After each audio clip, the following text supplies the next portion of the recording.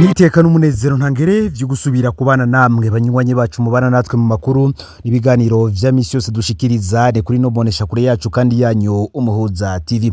Numwe tugiye kubageza ko amakuru ibiriko biravugwa bigezwe ko muri kano kanya ngaha mu gihugu c'u Burundi, akaba ari amakuru tuza kugaruka kuri byinshi bitandukanye cyane cyane babiriko biravugwa mu gisata c'ubutunzi ndetse n'igisata ca politike.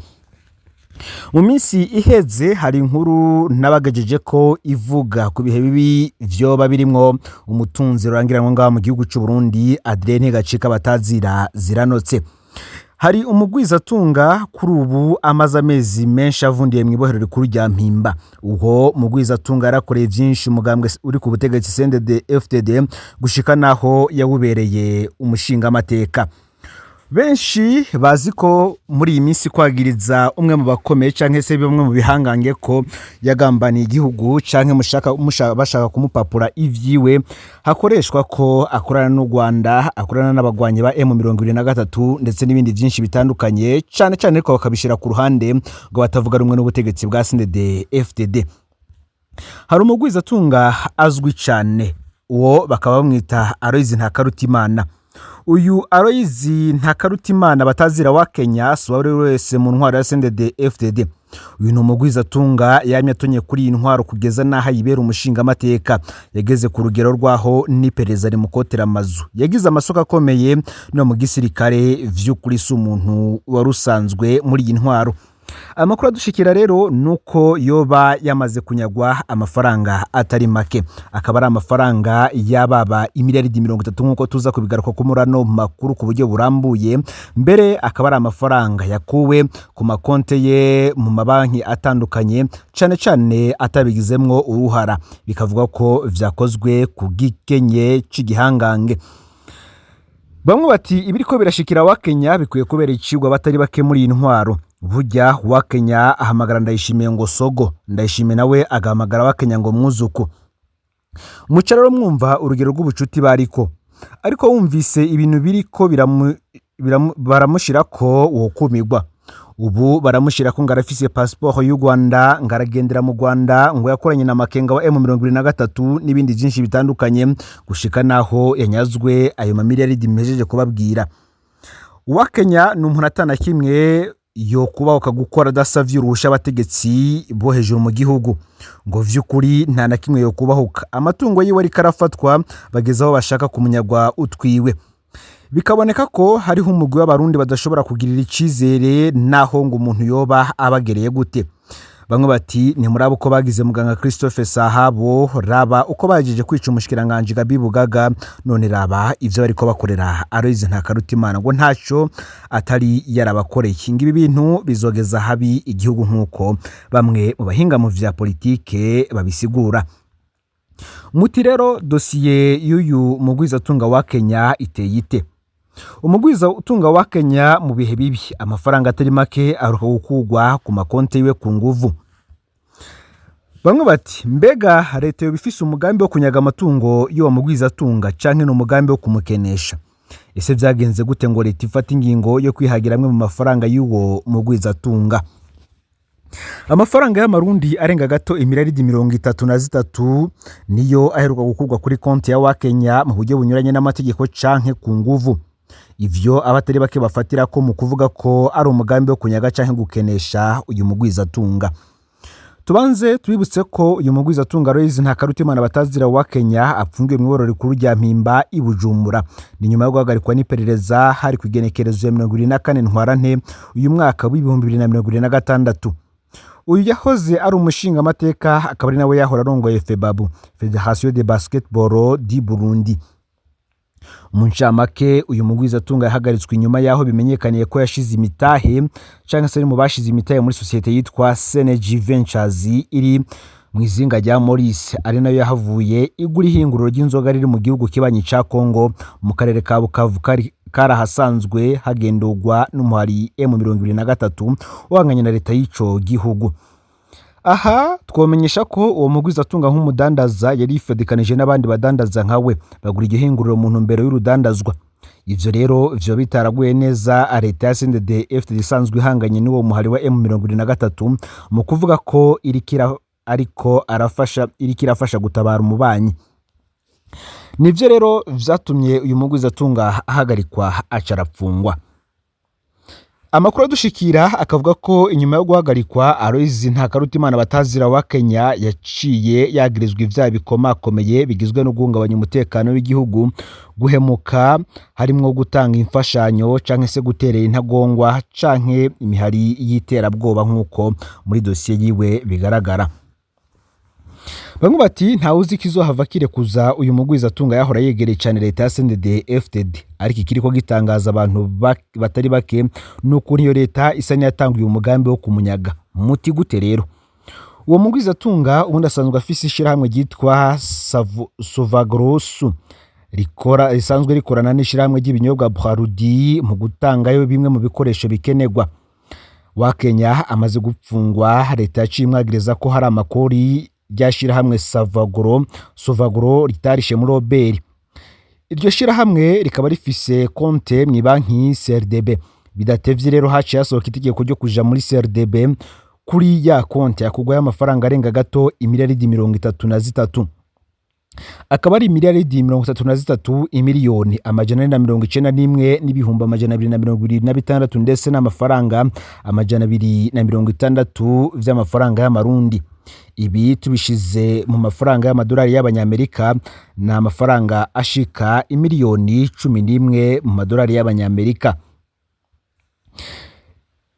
Ayo mafaranga rero yakuwe ku makonti yiwe ku igenekerezo 19 ruheshi umwaka w'2026 nkuko bigaragarira ku vyemezo dufise tudashinye gushira hanze vyose ku mvo zo gukingira aho twakuye amakuru.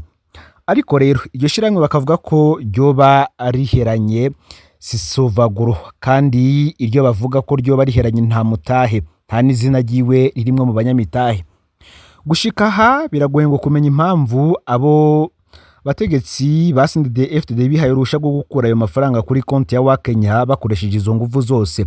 Ivyo bigatuma rero abantu bibaza nimba ko katari umugambi wo gusahura uyu mugwizatunga.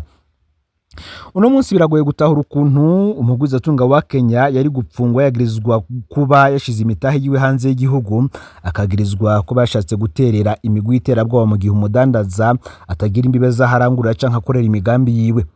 Arivyo bamwe bafatira ko mu gusaba ko leta ya CNDD-FDD yore kuri uyu mugwizatunga ubona ko n'amagara yiwe abandanya kubangamirwa aho apfungiwe. Ku kibazo kijanye n'amagara yiwe hari ivyabaye mu mezi aheze aho yaragwariye mu bitaro.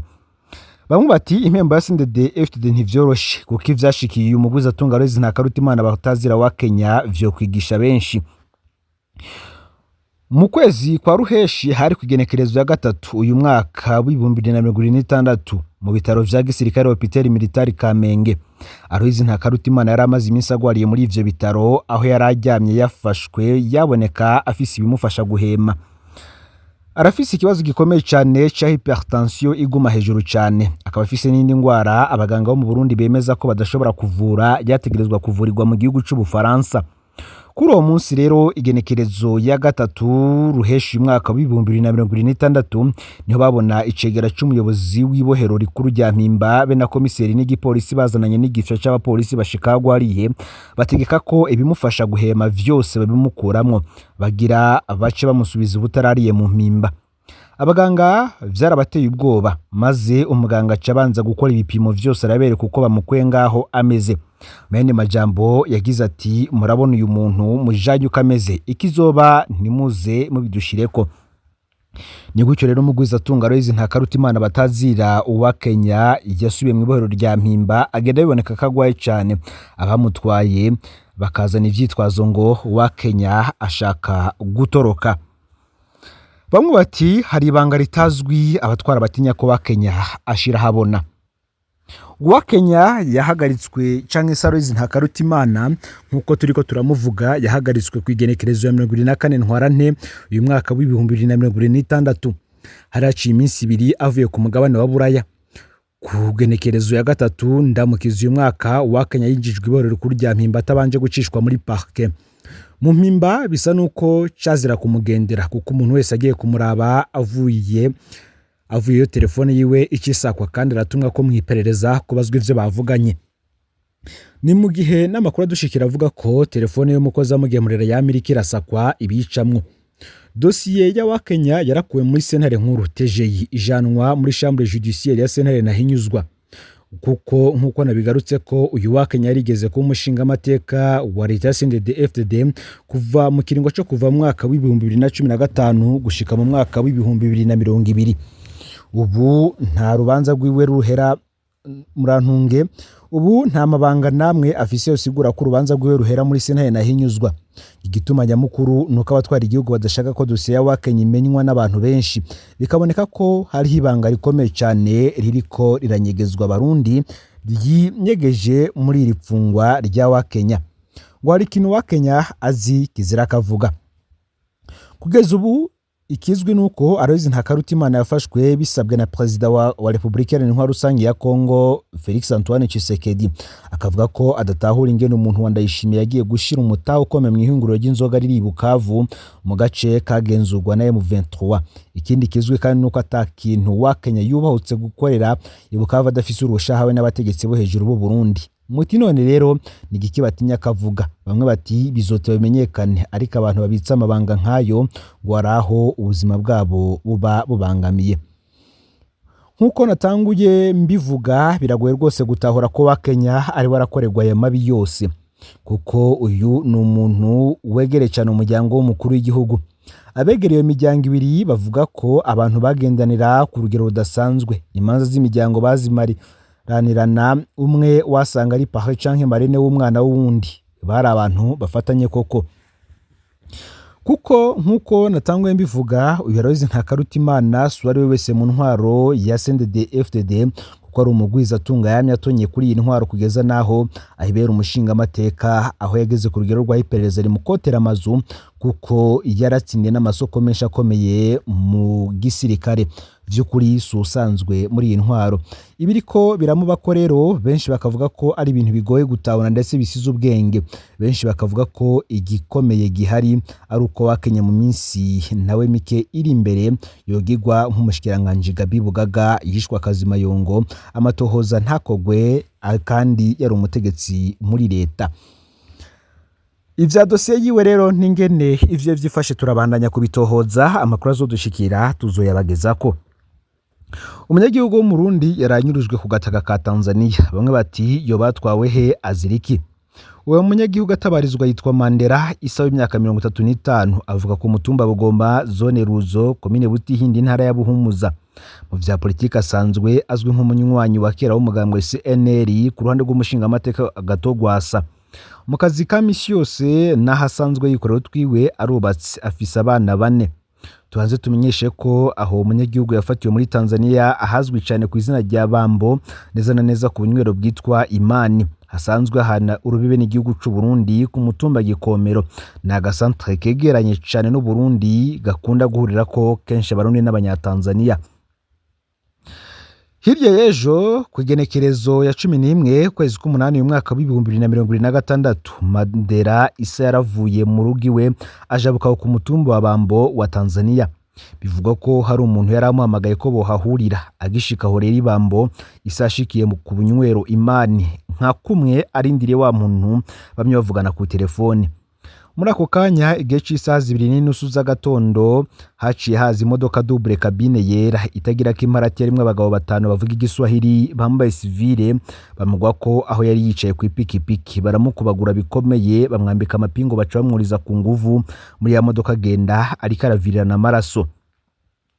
Abanyagihugu b'Abanyatanzania bari ngaho muri ako kanya baragerageje kubaza ico Isa yafatiwe, ariko abari bamufashe baciye basokorora inkoho za pistole batera ubwoba bariko barababaza. Kuva ubwo nta uzirengero ry'uwo Murundi Mandela Isa, nta uzi cyatumye anyuruzwa muri ubwo buryo, nta wari bumutore kuri telefone. Mu mwanya wa mbere abanyagihugu ba komine Butihinda barashoboye kwitura mu mustaneri w'iyo komine Dukundane Karine Belize kugira abafashe gukurikirana uwo munyagihugu yongera baza abajejwe intwaro aho muri Tanzania, ubona ko basanzwe bayaga nk'ababanyi ariko nta nyisharaba. Ubwo rero akaba ari bwinshi cyane mu banyagihugu, cyane babonye ivyo biriko biraba ndetse basanzwe begere Mandela Isa ku mutekano wiwe. Ni mu gihe n'amashirahamwe aranira agateka kazi na munatanguye gusaba ashimitse inzego zose z'u Burundi guhera kuri musaneri wa komine Dukundane Karine Belize, buramatari w'intara ya Buhumuza Ndaruhekere Denise, mu gufasha kugira hamenyekane aho Mandela Issa yatwawe, ubona ko aho yanyururijwe ari hafi cyane y'igihugu c'u Burundi. Mu yandi makuru ariko aravugwa agezwe ko muri Kanyanga mu gihugu muri aka Kanyanga mu gihugu c'u Burundi murantunge, reka tugaruke ku bindi bigezwe ko. Batatu barongoye imitumba bahagaritswe mu mabanga. Ni mu rwandiko rwatewe ku mukono kuri uyu munsi genekerezo murantunge ku munsi w'ejo uheze igenekerezo 12 Myandagaro y'umwaka wa 2026 na mustanire wa commune Gitega Jacques Nduwimana urongoye umutumba wa Muyange n'icegera ciwe barahagaritswe vy'agateganyo muri ayo mabanga. Ubundi yahagaritswe ni urongoye umutumba wa Murago, bose bakaba ari bo muri zone Maramvya. Abarongoye imitumba bagirizwa n'uburongoye zone Maramvya kudatunganiza neza bene gihugu, kutitaba no gucerwa mu nama, kutita itunga rusangi ndetse n'ibindi. Mu yandi makuru, umukobwa w'imyaka irenga gato 20 arasawe kinda yatewe n'umutama afise imyaka 63 atabanje kumugurira inyama y'urushato rw'ingurube canke se igiseperi murantunge igipeseri n'icupa ry'ugwagwa yemegwa atakirinze gusabwa.